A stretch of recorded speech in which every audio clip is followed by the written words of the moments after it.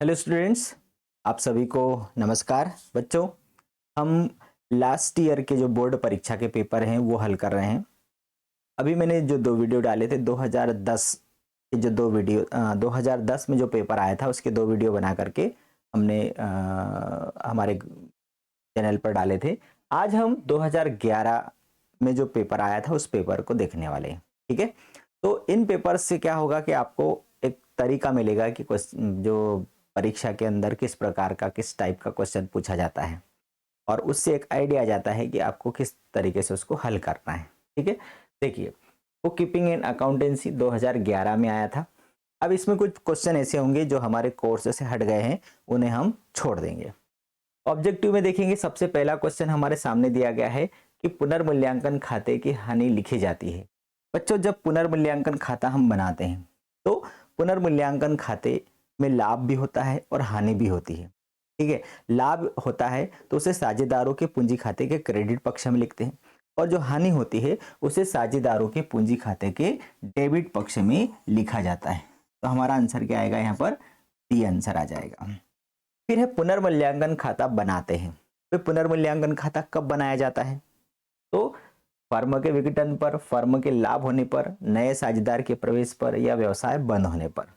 अब यहाँ पर नए साझेदार जब भी प्रवेश करेगा, या कोई साझेदार अवकाश ग्रहण करेगा, या किसी साझेदार की मृत्यु होगी, है ना, तो उस कंडीशन में क्या किया जाएगा? पुनर्मूल्यांकन खाता बनाया जाता है।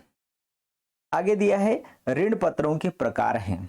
अब यहाँ पर ये क्वेश्चन थोड़ा सा एक अजीब सा पूछा है।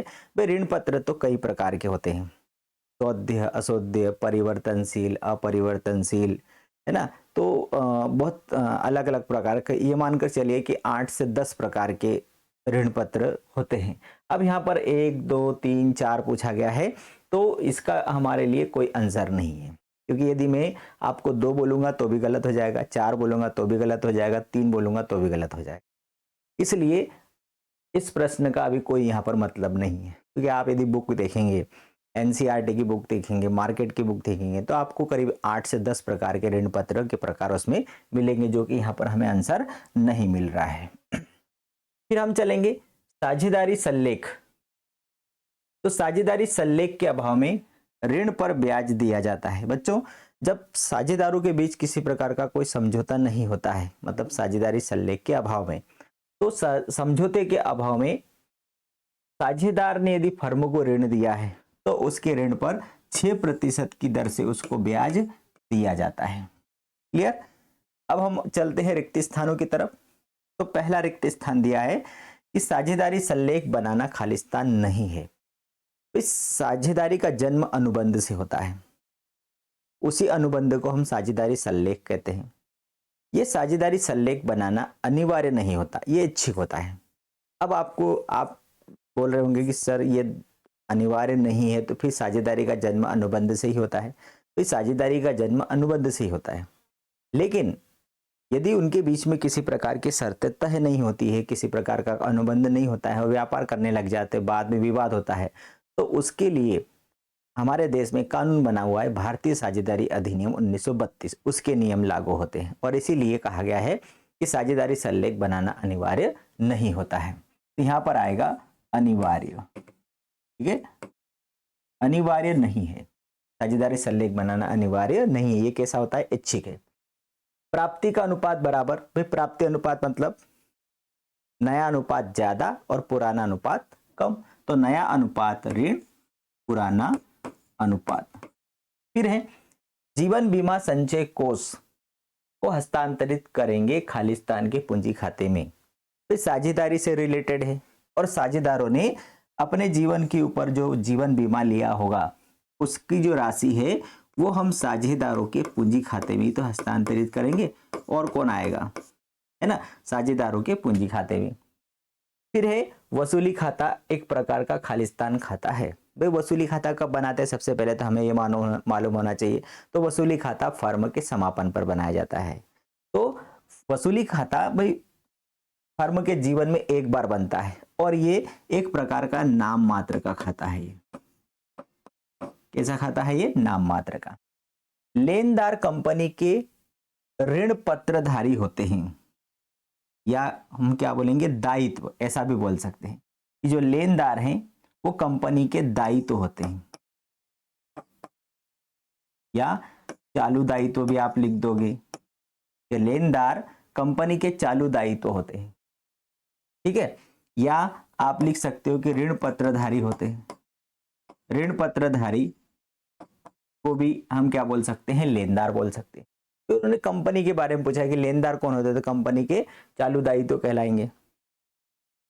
या दायित्व लिख दोगे तो भी गलत नहीं होगा, या ऋण पत्रधारी बोलोगे तो भी गलत नहीं होगा।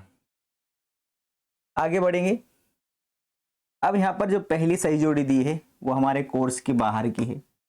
अब स्थिर पूंजी खाता, भाई जो स्थिर पूंजी खाता उसके अंतर्गत चालू खाता बनाया जाता है, ठीक है। जो स्थायी पूंजी पद्धति होती है, स्थायी पूंजी पद्धति में भाई साझेदारों के पूंजी खाते दो प्रकार से बनते हैं, स्थायी पूंजी पद्धति और चालू परिवर्तनशील पूंजी पद्धति। तो स्थायी पूंजी पद्धति में दो खाते बनाते हैं, एक तो स्थायी पूंजी खाता और दूसरा चालू खाता, तो ये उससे रिलेटेड हो गया। पुनर्मूल्यांकन खाते की हानि, भाई पुनर्मूल्यांकन खाते का जो लाभ होगा साझेदारों के पूंजी खाते में क्रेडिट होगा, तो जो हानि है वो साझेदारों के पूंजी खाते में डेबिट पक्ष में लिखी जाएगी। तो ये तीसरा हो गया। फिर है साझेदारी अधिनियम 1932 की धारा 39 के अनुसार फर्म का क्या होता है, समापन होता है ना। 39 के अनुसार फर्म का क्या होगा, समापन होगा। फिर कंपनी अधिनियम 1956 की धारा 2 की उपधारा 12 के अनुसार ऋण पत्रों का निर्गमन किया जाता है, ठीक है। तो ये आ जाएगा हमारा, कौन सा आ जाएगा, 1 2 3 4 5, ये हमारा आंसर आ जाएगा 5 नंबर, ठीक। तो ये हो गई हमारी सही जोड़ी। आगे हम चलेंगे सत्य सत्य की तरफ। तो सत्य सत्य में भी जो पहला है वो हमारे कोर्स में नहीं है। ख्याति एक स्थायी संपत्ति, बिल्कुल राइट है, ख्याति एक स्थायी संपत्ति है और अमूर्त संपत्ति है। पुनर्मूल्यांकन खाता संपत्ति के विक्रय पर बनाते हैं, ये गलत है। पुनर्मूल्यांकन खाता किसी साझेदार के प्रवेश पर अवकाश ग्रहण करने पर बनाया जाता है। फर्म के समापन की 5 विधियां है, बिल्कुल राइट है। जब भी फर्म का विघटन होता है, फर्म का समापन होता है, तो उसके विघटन की 5 विधियां दी गई है। ऋण पत्रधारी को कंपनी का अंशधारी भी कहते हैं। तो ऋण पत्रधारी को कंपनी का अंशधारी नहीं कहते, तो अलग अलग होता है। आप अंतर पढ़ते हो कि नहीं, अंशधारी और ऋण पत्रधारी में अंतर लिखिए। तो ऋण पत्रधारी को आप अंशधारी कैसे बोल सकते हो, नहीं हो सकता, इसलिए क्या हो गया, ये गलत हो गया। एक वाक्य में चलेंगे, तो एक वाक्य में हमारे पास में पहला क्वेश्चन वो हमारे कोर्स के बाहर है ना। साझेदार फर्म से कब निवृत्त होता है, तो बहुत सारे कारण हैं। साझेदार फर्म से कब निवृत्त होता है, लगातार उसका स्वास्थ्य खराब हो, साझेदारों के बीच में कुछ मनमुटाव चल रहा हो, उसको कहीं बाहर ट्रांसफर हो गया हो, मतलब कहीं बाहर स्थायी रूप से रहने के लिए जा रहा हो, तो इस कंडीशन में वो निवृत्त होगा। एक कंपनी ने 5 लाख रुपए में एक भवन खरीदा और इसके लिए वह 100 रुपए वाले कितने ऋण पत्र निर्गमित करेंगे। अब भाई उन्होंने कितने रुपए में भवन खरीदा, सिंपल सी बात है, हम यहां लिख देते हैं 5 लाख रुपए में भवन खरीदा। अब 100 रुपए का एक ऋण पत्र देना है, तो यदि आप 100 रुपए का एक ऋण पत्र देंगे तो 100 से आप भाग दे दो, तो 2 जीरो से 2 जीरो कट गया, मतलब आप 5000 ऋण पत्र जारी करेंगे। 100 रुपए वाले 5000 ऋण पत्रों को आपको निर्गमित करना पड़ेगा। क्लियर। अगला है त्याग अनुपात की गणना क्यों आवश्यक है, तो ये ख्याति के विभाजन के लिए या ख्याति के समायोजन के लिए, ठीक है। जो नया साझेदार जब फर्म में आता है तो वो प्रीमियम राशि लेकर आता है, उस प्रीमियम राशि को त्याग करने वाले साझेदारों में बांटा जाता है और इसी के लिए त्याग अनुपात निकाला जाता है, तो उसे बोलते हैं ख्याति का समायोजन। वे ऋण पत्र जो अंशों में बदले जा सकते हैं तो वो कहलाते हैं परिवर्तनशील ऋण पत्र, कि हम क्या बोलते हैं, परिवर्तनशील ऋण पत्र। क्लियर। चलिए, तो ये थे हमारे ऑब्जेक्टिव टाइप के क्वेश्चन। 2011 में जो आए थे। ठीक है, अब हम चलते हैं क्वेश्चन की तरफ। अब हमारे सामने सबसे पहला क्वेश्चन दिया गया है कि कमलेश और विशाल ये दो साझेदार हैं और 1 जनवरी 2007 को उनकी पूंजी दी गई है 25,000 और 20,000। आपको जब भी लाभ हानि नियोजन खाता, लाभ हानि वितरण खाता बनाने को आएगा, उस समय प्रश्न के अंदर जो पूंजी मिलेगी वो प्रारंभिक पूंजी मिलेगी, वर्ष के प्रारंभ की, जैसे यहाँ पर दिया गया है। तो 1 जनवरी वर्ष का प्रारंभ, उनकी पूंजी है 25 और 20। उन्हें पूंजी पर 8% की दर से ब्याज दिया जाता है और उनके आहरण पर 12% की दर से ब्याज लिया जाता है। कमलेश जो एक साझेदार है, उसने 1 जुलाई 2007 को फर्म को 10,000 रुपए का ऋण दिया, हमें मालूम है। ठीक है, विशाल को 5,000 रुपए वार्षिक वेतन पाने का अधिकार है। वार्षिक, जब भी वेतन वाली बात आएगी तो आपको देखना है कि उसके साथ में क्या लगा है, 5,000 रुपए वार्षिक है या 5,000 रुपए मासिक है, ऐसा देखना पड़ेगा। आहरण पर ब्याज 600 और 500 रुपए लगाया गया, जैसे यहाँ लिखा है स्पष्ट, उन्होंने आहरण पर ब्याज की दर भी दे दी और ब्याज निकाल कर भी दे दिया।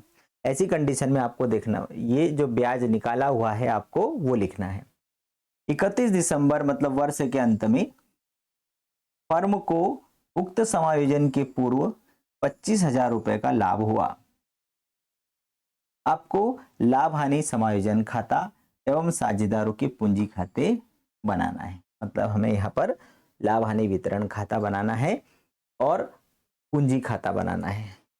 ठीक है, तो अब हम देख लेते हैं। सबसे पहले तो लाभ हानि जो नियोजन खाता है उसके लिए एक तो लाभ आ गया हमारे सामने, 25,000 रुपए का लाभ क्रेडिट में लिखेंगे। फिर ये दोनों के आहरण हम क्रेडिट में लिखेंगे 600 और 500। डेबिट में पूंजी पर ब्याज 8% की दर से देंगे। फिर कमलेश ने जो ऋण दिया है फर्म को, उसके ऋण पर आपको ब्याज देना है, तो उसके ऋण पर हम ब्याज देंगे। अब यहाँ पर ब्याज की दर नहीं दी गई है, तो जब ब्याज की दर नहीं दी गई हो तो उस समय हम उसे 6% की दर से ब्याज देंगे और 1 जुलाई से 31 दिसंबर तक का, मतलब 6 माह का। और विशाल को 5,000 रुपए वार्षिक पाने का अधिकार है, तो उसका वेतन देंगे हम। ठीक है, तो यहाँ पर कमलेश और विशाल, इसका हमें लाभ हानि नियोजन खाता बनाना है।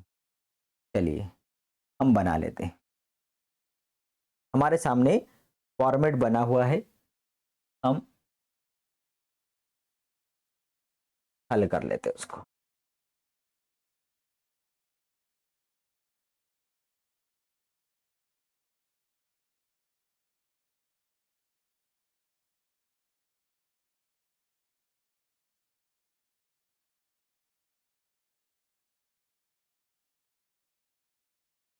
सबसे पहले तो लाभ हानि खाता, और हमारा जो शुद्ध लाभ है वो कितना है, वो है 25,000। ठीक, फिर आहरण पर ब्याज,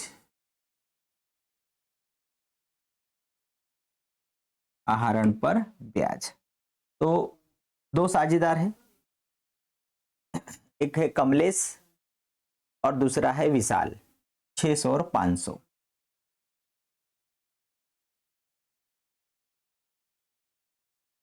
कमलेश को 600, विशाल का 500, ये हो जाएगा 1100। ये हो गया हमारा लाभ। क्रेडिट साइड में हम लाभ लिखते हैं और आहरण पर ब्याज लिखते हैं। अब इधर हम लिखेंगे पूंजी पर ब्याज, तो कमलेश और विशाल। अब यहां पर पूंजी पर ब्याज की गणना करेंगे हम। पूंजी पर ब्याज की गणना, आपको परीक्षा में भी ऐसे साइड में आपको पूंजी पर ब्याज की गणना करके बताना है, उसका प्रभाव एक अलग पड़ता है। ठीक है, अब कमलेश की पूंजी 25 और विशाल की पूंजी 20, 8%, 25,000 का 8%, 2 जीरो से 2 जीरो कट गया, 25 अट्ठे 200 और 1 जीरो, 2000 हो गया। फिर है विशाल,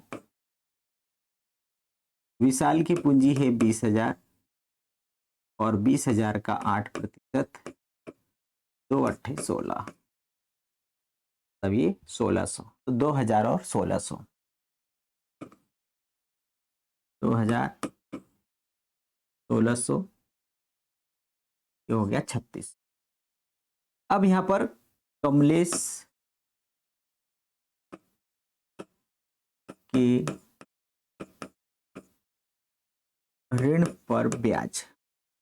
अब यहां पर कमलेश ने जो ऋण दिया है फर्म को, उसने 10,000 का ऋण दिया और 1 जुलाई को दिया, ठीक है। तो यहां पर हम लिखेंगे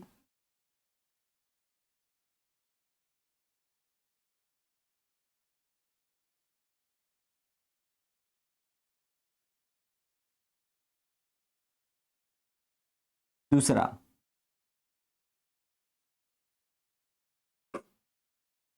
कमलेश के ऋण पर ब्याज की गणना। अब उसने जो फर्म को ऋण दिया है 10,000 का, उस पर 6% की दर से हमें ब्याज देना है, तो कितना हो जाएगा 600। लेकिन 600 तो 12 महीने का हुआ। अब उसने फर्म को कब दिया, 1 जुलाई को दिया है, तो 1 जुलाई से 1 जुलाई से 31 दिसंबर तक कितने माह हो रहे हैं, 6 माह। तो हमें तो उसे 6 माह का ब्याज देना है। अब ये 12 माह का है, 6% वार्षिक, मतलब 10,000 पर 6%, 12 माह का लग गया ये। तो 6 माह का कितना होगा, 300 रुपए। तो 6 माह का ब्याज कितना होगा, 6 माह का ब्याज 600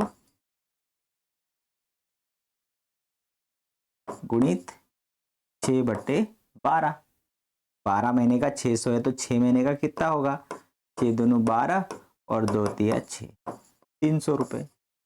तो उसका कितना आ रहा है, 300 रुपए ब्याज आ रहा है।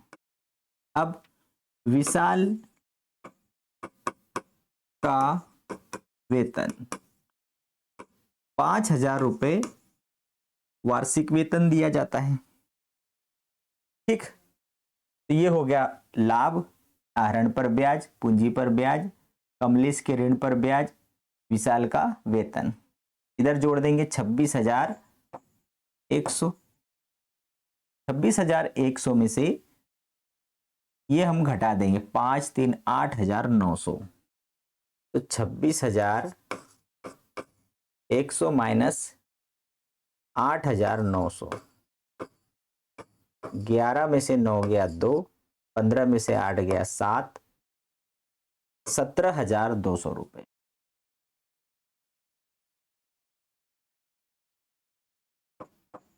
ये हो गया लाभ, ठीक है। अब ये कमलेश और विशाल,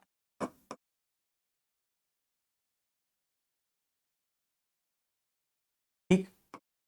कमलेश और विशाल, इनमें लाभ 17,200 रुपए बटेगा। अब किस अनुपात में बटेगा, उनके प्रॉफिट शेयरिंग रेशो में बटेगा। क्या है, अब उनका लाभ विभाजन अनुपात यहां पर नहीं दिया है, मतलब हम जब प्रश्न के अंदर उनका लाभ विभाजन अनुपात नहीं दिया हो तो यहां पर हम इसको बराबर बराबर बांट देंगे, मतलब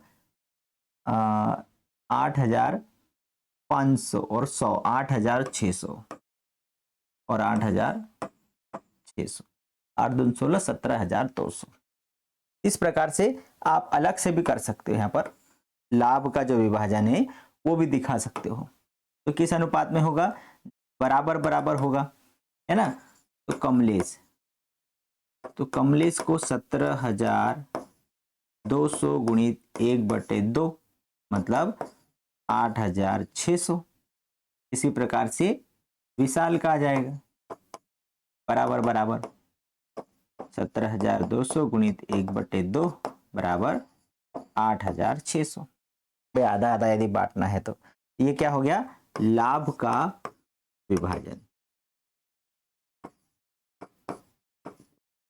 ठीक, ये जो लाभ है वो बढ़ गया उनके लाभ हानि नियोजन खाते में।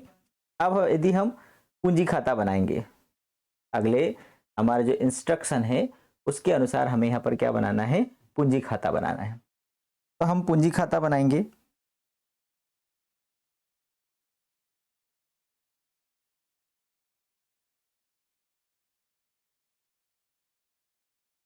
कमलेश और विशाल, ठीक है, दो साझेदार हैं।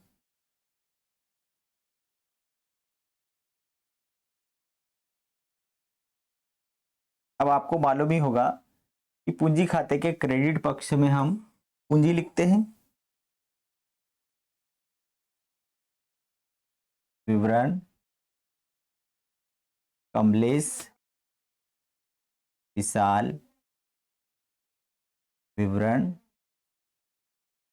कमलेश और विशाल।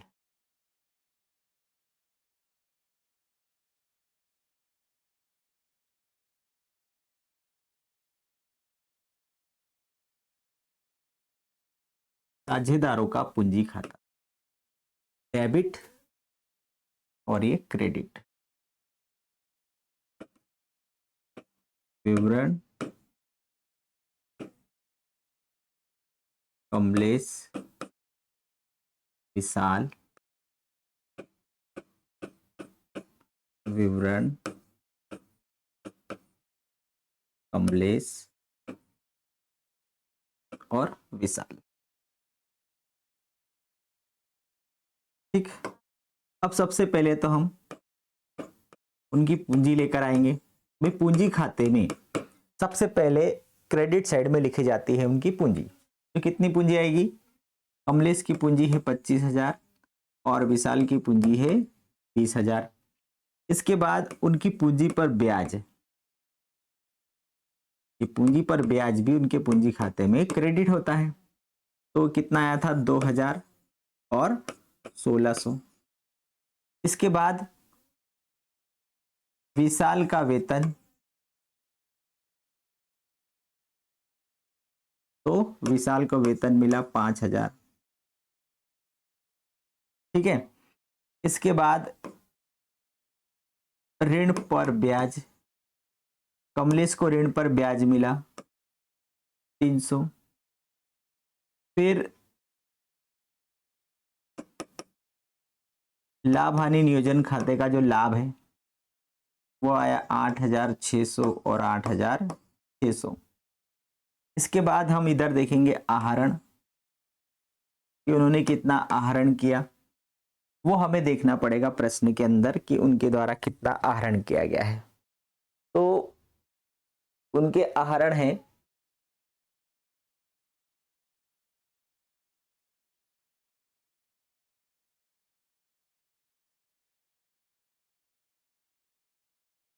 आहरण दिया नहीं गया है, 600 और 500 ब्याज दिया है।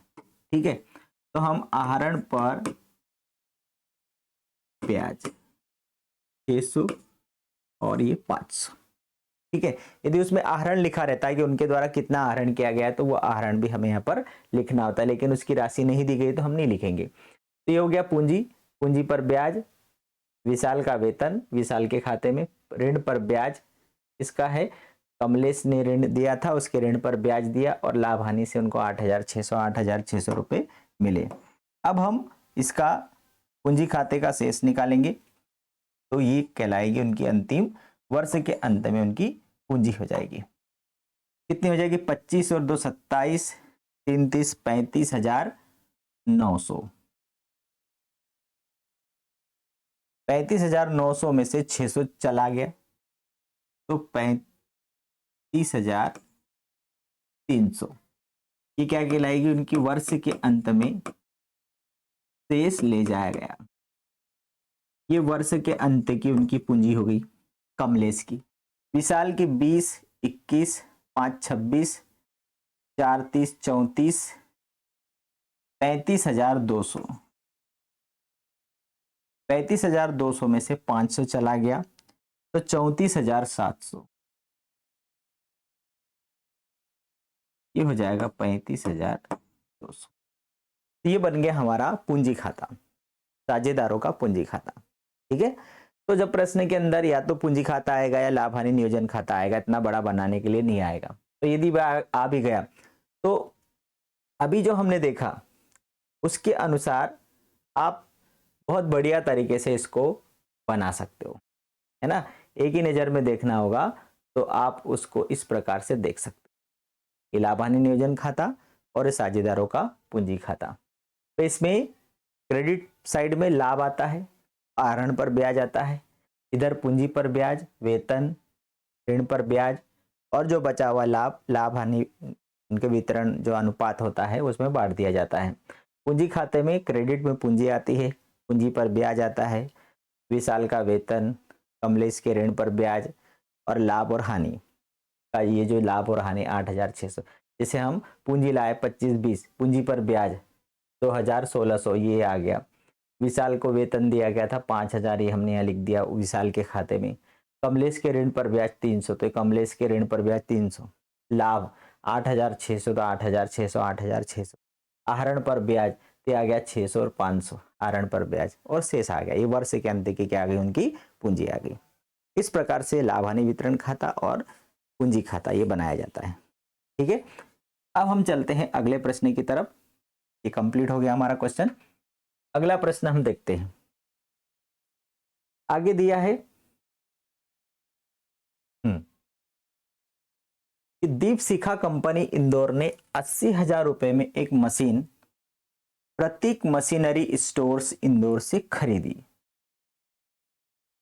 अब यहां पर आपको ये ध्यान देना है कि 80,000 रुपए की एक मशीन खरीदी गई, और किससे खरीदी गई, प्रतीक मशीनरी स्टोर्स इंदौर से। तो हमें जनरल प्रविष्टि याद रखना है, खरीदने वाला कौन है, दीप शिखा कंपनी। किससे खरीदी गई, प्रतीक मशीनरी स्टोर्स से मशीन खरीदी गई। तो हम क्या लिखते हैं, जब भी संपत्ति खरीदी जाती है तो संपत्ति खाता डेबिट, और यहां पर जिससे खरीदा गया है उसका नाम आ रहा है, मतलब आपने पहले तो उधार खरीदी है, तो मशीन खाता डेबिट प्रतीक मशीनरी स्टोर्स से। ठीक, 80,000 में।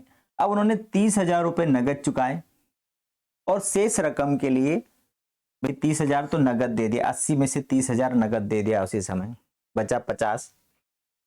शेष रकम के लिए 10 रुपए वाले 5,000 पूर्ण दत्त समतान से निर्गमित किए, मतलब 10 गुणित 5,000 50,000 हो गया। दीप शिखा कंपनी इंदौर की पुस्तक में आवश्यक पंजी प्रविष्टि कीजिए। ठीक है, तो हमें दीप शिखा कंपनी की पुस्तकों में आवश्यक पंजी प्रविष्टि करना है। प्रतीक मशीनरी स्टोर्स, चलिए इसको हम कर लेते हैं। तो जनरल प्रविष्टि करना है हमें, सिंपल। तो जनरल प्रविष्टि होगी, बहुत ही अच्छा क्वेश्चन है और सरल सा क्वेश्चन है, आप लोगों को फुल मार्क्स इसमें मिल सकते हैं। ऐसे क्वेश्चन यदि आते हैं तो आप पूरे पूरे नंबर इन पर बटोर सकते हो। जनरल प्रविष्टि का फॉर्मूला बनाएंगे हम, क्रमांक, डेट, पर्टिकुलर मतलब विवरण, खाता पृष्ठ, डेबिट और क्रेडिट। दीप शिखा कंपनी, ठीक है, दीप शिखा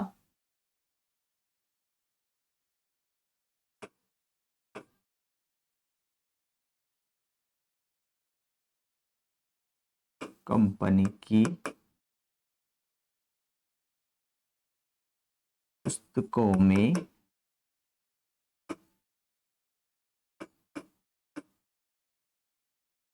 जर्नल प्रविष्टि,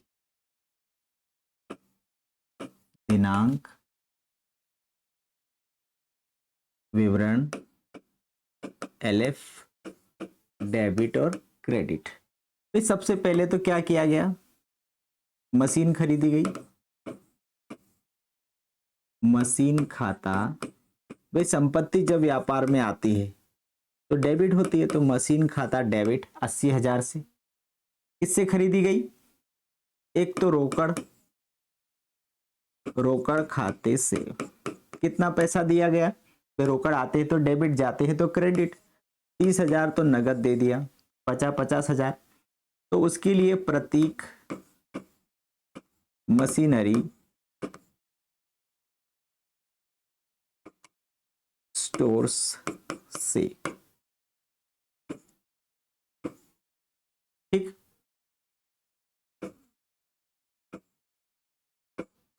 मशीन क्रय, ये पहली एंट्री हो गई। मशीन खाता डेबिट, जब संपत्ति आती है तो डेबिट, तो मशीन खाता डेबिट, रोकड़ खाते से कितना पैसा दिया? 30,000 पैसा चला गया, और बचा कितना? 50,000। तो उसके लिए हमने प्रतीक मशीनरी स्टोर्स, भाई जिस उधार में नाम याद रखा जाता है। अब हम इसको पेमेंट करेंगे प्रतीक मशीनरी स्टोर्स को, तो प्रतीक पाने वाला डेबिट, ठीक है, तो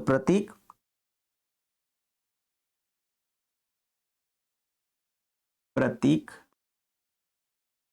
मशीनरी स्टोर्स डेबिट। अब भाई प्रतीक मशीनरी स्टोर्स कितने से क्रेडिट हुआ था? 50 से, यहाँ डेबिट हो जाएगा क्योंकि अब हम उसे पेमेंट कर रहे हैं। अब पेमेंट के रूप में उसे हम क्या दे रहे हैं? तो 10 रुपए वाले 5,000 पूर्ण दत्त अंश निर्गमित कर रहे हैं उसको। तो यहां पर क्या आएगा? अंश पूंजी खाते से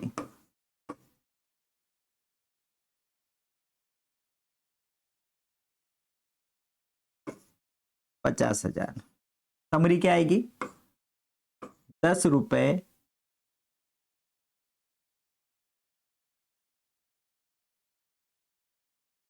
रुपए वाले 5,000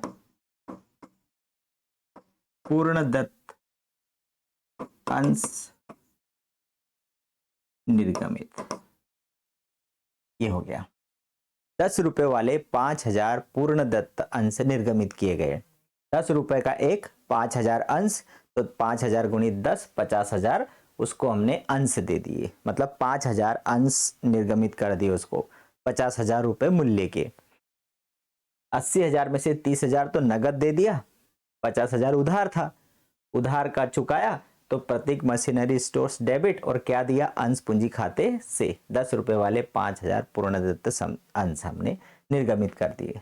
ठीक है, तो ये हो गया हमारा कंप्लीट। यहाँ पर इसको यदि आप टोटल करना चाहो तो कर भी सकते हैं, नहीं तो उससे कोई प्रॉब्लम नहीं है। छोटा सा प्रश्न है, बहुत ही मजेदार, अच्छा क्वेश्चन है। आगे चलते हम। Messrs Rhythm and company Govind Nagar ने 50 रुपए मूल्य वाले 10,000 12% ऋण पत्र 5% कटौती पर निर्गमित किए। तो यहाँ पर ऋण पत्र है। अब हमें यहाँ ध्यान रखना है कि अंश जो है वो डिस्काउंट पर निर्गमित नहीं किए जाते, ऋण पत्रों को डिस्काउंट पर निर्गमित किया जाता है। तो हम यहाँ पर देखेंगे उसको। 50 रुपए मूल्य वाले एक ऋण पत्र की वैल्यू 50 रुपए है, 10,000 ऋण पत्र है, और ऋण पत्र का नाम क्या है? 12% ऋण पत्र, मतलब यहाँ पर उसका नामकरण है। ऋण पत्र के साथ हमेशा आपको परसेंटेज की दर मिलेगी, उसका मतलब है कि उन ऋण पत्रों पर उस दर से ब्याज दिया जाता है। तो ऋण पत्र का नाम क्या है? 12% ऋण पत्र। 5% डिस्काउंट पर निर्गमित किया गया। भाई 50 रुपए का एक ऋण पत्र है, उसका 5% मतलब 5/100, तो कितना आ जाएगा? कितना आ जाएगा? 5 दूनी 10, आधा, मतलब 2.5 रुपया। 5% मतलब 2.5 रुपया।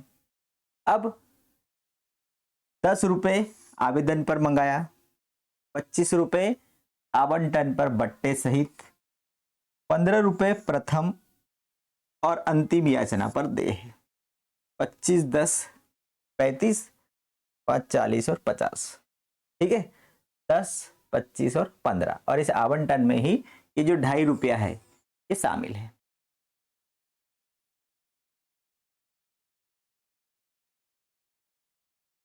₹50 का 100 का 10% और 5%, 5 होता है, 50 का 2.5 रुपए। ठीक है, ओके। तो यहाँ पर हमें करना है आवश्यक पंजी प्रविष्टि कीजिए, आवश्यक जर्नल प्रविष्टि करना है। ठीक है, कितने हैं? 50 रुपए वाले 10,000, 12% ऋण पत्र, 50 रुपए वाले 10,000। चलिए कर ले हम। तो यहाँ पर हमारे पास में ऑलरेडी जनरल प्रविष्टि का फॉर्मेट बना हुआ है, फटाफट कर लेते हैं।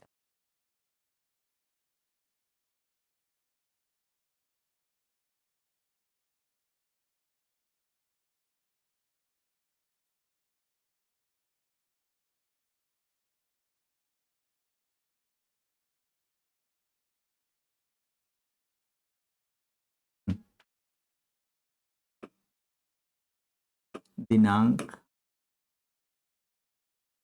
विवरण, लेफ्ट, डेबिट और क्रेडिट। ठीक, सबसे फर्स्ट एंट्री अब देखिए, पहले मैं यहां आपको बता दूं कितने हैं। 50 रुपए वाले कितने ऋण पत्र है, थोड़ा सा देख ले हम। 10,000 है ना, तो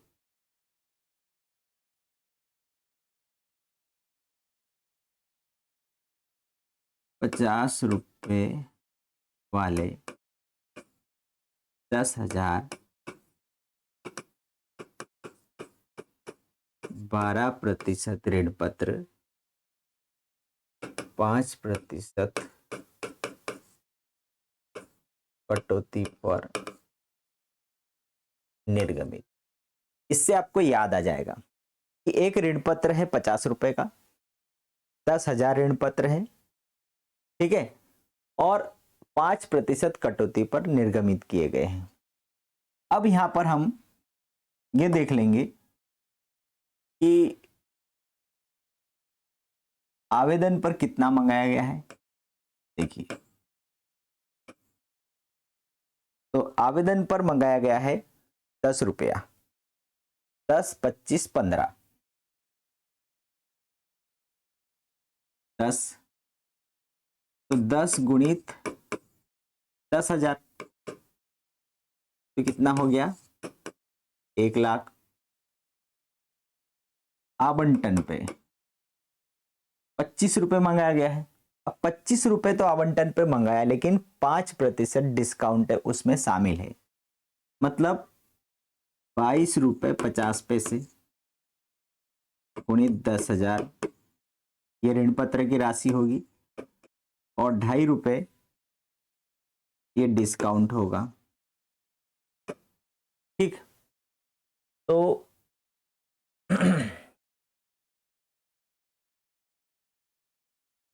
10,000 का आधा ये कितना हो जाएगा? 25,000। और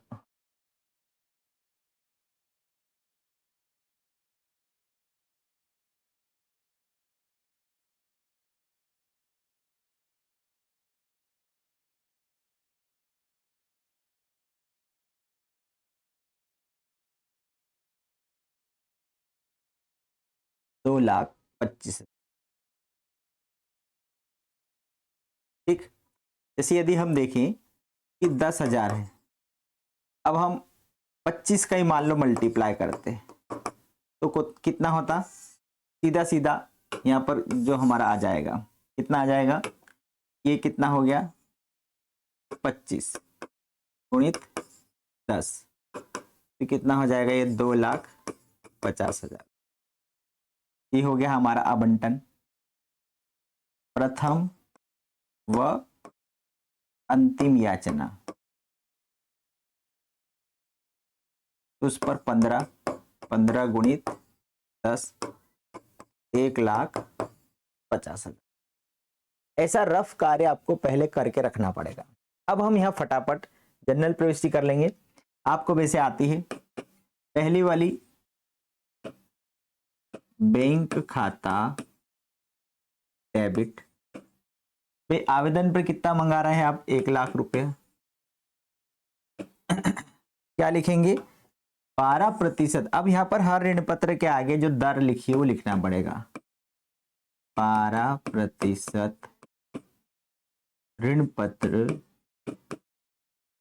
आवेदन से। तो आवेदन की राशि आपको मिल रही है, ठीक। ये 12% ऋण पत्र आवेदन से। तो ये हमारा हो गया पहला, आवेदन राशि प्राप्त। दूसरा 12% ऋण पत्र आवेदन खाता डेबिट, 12%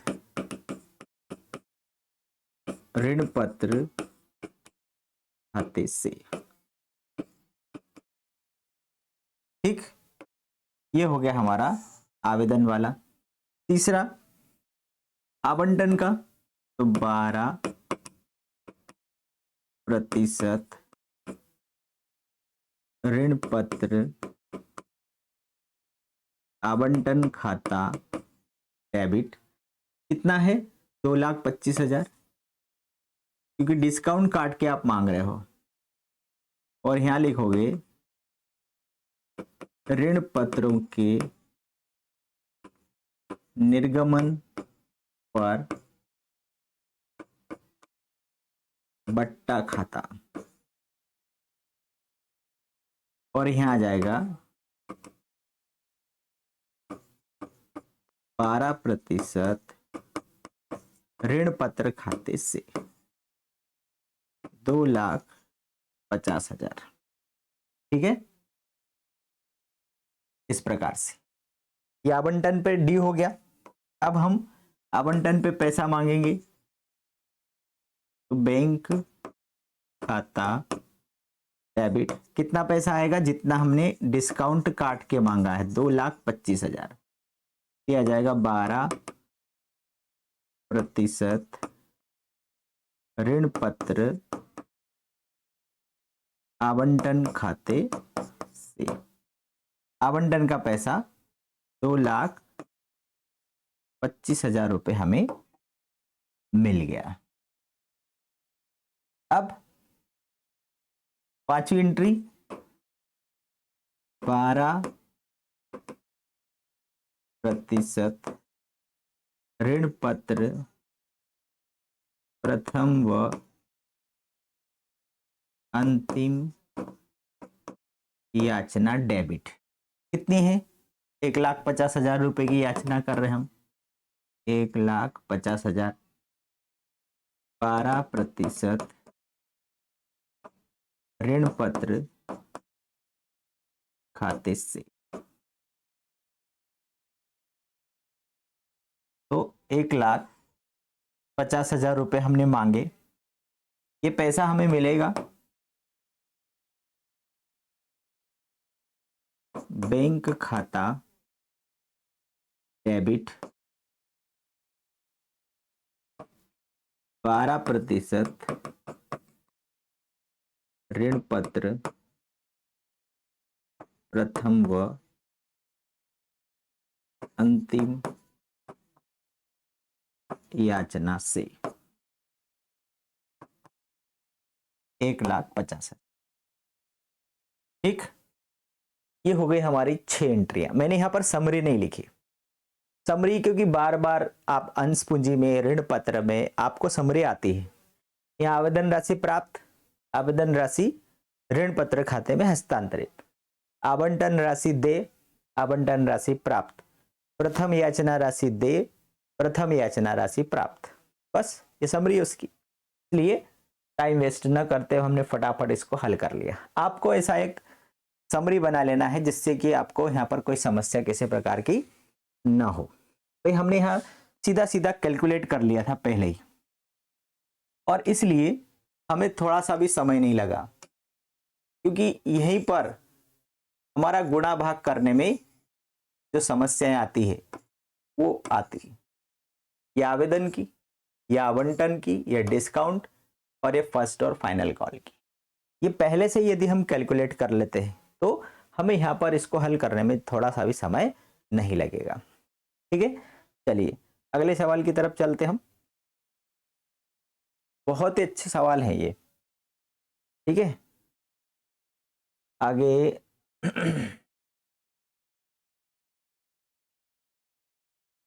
12 नंबर पे, एक फर्म की पूंजी है 1 लाख रुपए और वो 20,000 रुपए औसत वार्षिक लाभ कमाती है। इस प्रकार के व्यापार में साधारणतया 10% लाभ होता है यदि ख्याति अधिलाभ के पूंजीकृत मूल्य के बराबर हो। हमें यहां पर ख्याति निकालना है, अधिलाभ के पूंजीकृत मूल्य। तो फर्म की ख्याति ज्ञात कीजिए। ठीक है, तो 1 लाख विनियोजित पूंजी हो गई। देखिए अब आप लोगों को यहां ध्यान रखना पड़ेगा, 1 लाख रुपए विनियोजित पूंजी, 20,000 रुपए औसत लाभ, 10% सामान्य लाभ की दर हो गई। अधिलाभ के पूंजीकृत मूल्य से हमें ज्ञात करना है। ठीक, तब हम ख्याति की गणना करने वाले हैं।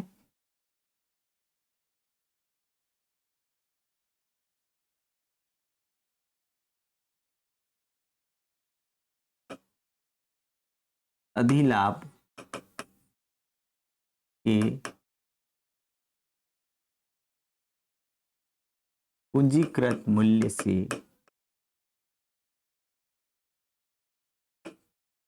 ख्याति की गणना। ठीक, अब हमारे पास प्रश्न में क्या क्या दिया है। तो सबसे पहले हमारे पास दिया है विनियोजित पूंजी 1 लाख,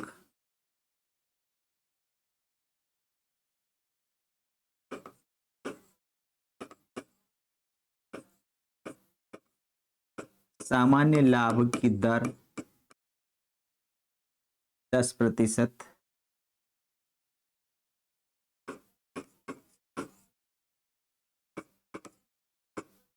औसत लाभ 20,000।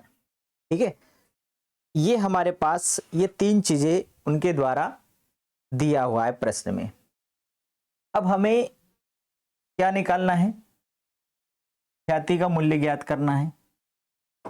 तो सबसे पहले तो हमें अधिलाभ निकालना पड़ेगा और अधिलाभ के पूंजीकृत मूल्य से ख्याति की गणना करना है। तो अधिलाभ निकालने के लिए औसत लाभ ऋण सामान्य लाभ बराबर अधिलाभ। तो औसत लाभ हमारा दिया गया है 20,000। सामान्य लाभ निकालने के लिए विनियोजित पूंजी गुणित लाभ की दर बटे 100। तो सबसे पहले हम यहां लिख देते हैं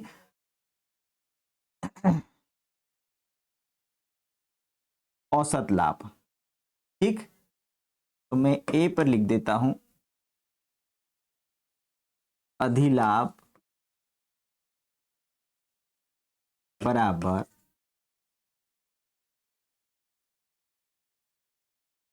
औसत लाभ ऋण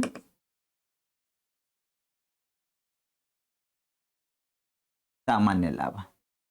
अब हमारे पास औसत लाभ दिया है 20,000। अब हमें सामान्य लाभ निकालना है। तो सामान्य लाभ निकालने का हमारा फॉर्मूला क्या है,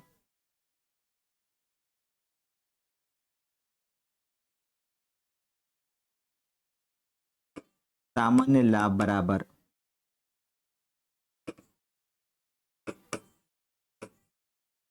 विनियोजित पूंजी गुणित लाभ की दर बटे 100।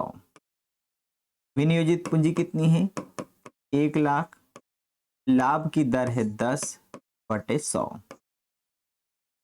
तो कितना आ गया, ये सामान्य लाभ आ गया हमारा 10,000।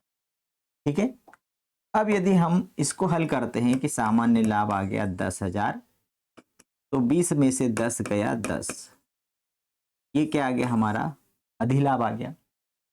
हमें अधिलाभ मिल गया। अब अधिलाभ का पूंजीकृत मूल्य से ख्याति की गणना करना है। तो अगली स्टेप है हमारे बी,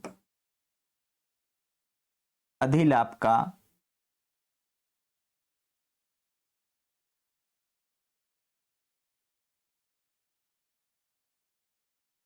पूंजीकरण, अधिलाभ का पूंजीकरण बराबर अधिलाभ गुणित 100 बटे लाभ की दर। अब हमारे पास अधिलाभ कितना आ गया, 10,000 गुणित 100 बटे 10, तो ये 0 से 0 कट गया,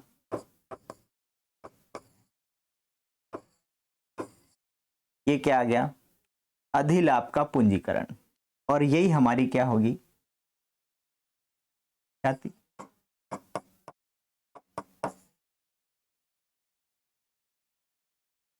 ये पूछा ना, अधिलाभ के पूंजीकृत मूल्य से ख्याति, मतलब जो ख्याति होगी वो अधिलाभ के पूंजीकृत मूल्य के बराबर होगी।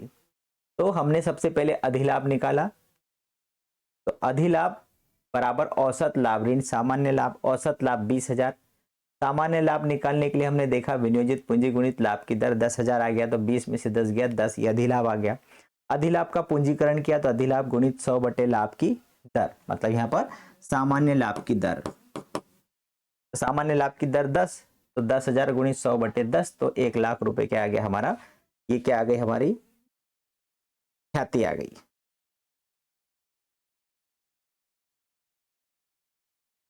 ठीक है, अधिलाभ का पूंजीकरण।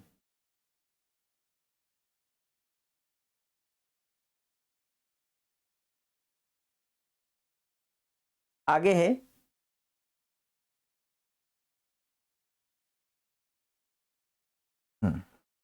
अब ये वाले जो क्वेश्चन है, ये इसके आगे वाले 12 के जो आगे वाले जो क्वेश्चन है वो हमारी जो नेक्स्ट क्लास है इसका जो पार्ट 2 रहेगा उसमें हल करेंगे। ठीक है, तो अगले वीडियो में फिर मिलेंगे, तब तक के लिए गुड बाय।